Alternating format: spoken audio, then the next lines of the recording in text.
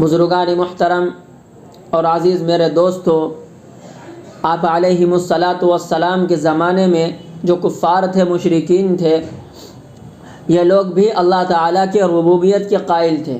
یہ بھی اس بات کو تسلیم کرتے تھے کہ زمین و آسمان کا پیدا کرنے والا، مخلوقات کو پیدا کرنے والا، اولاد دینے والا، سمندر کا نظام بحال رکھنے والا، آسمان کا نظام چلانے والا یہ اللہ ہی ہے۔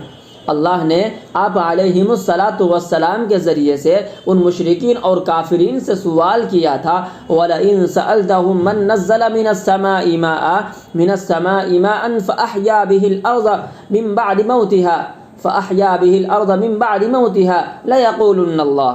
آپ پوچھئے کون بارش کو برساتا ہے اور مردہ زمین سے سبز اگاتا ہے؟ کون ہے زمینوں کو پیدا کرنے والا؟ کون ہے آسمانوں کو پیدا کرنے والا، مردہ زمین سے سبز پیدا کرنے والا؟ کیا اللہ کے علاوہ کوئی دوسرا الہ بھی ہے؟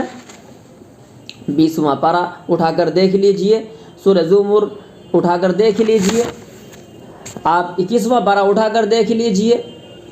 اللہ نے 20 جگہ کافروں اور مشرکوں سے سوال کیا اپنے ربوبیت کے بارے میں۔ ہر سوال کے جواب میں ان مشرکین نے یہی جواب دیا، نہیں ہے اللہ، تو ہی ہے پیدا کرنے والا، مرد بنانے والا تو، عورت بنانے والا تو، زندگی دینے والا تو، برسات دینے والا تو، رزق دینے والا تو، اولاد دینے والا تو۔ یہ اقرار تھا انہیں۔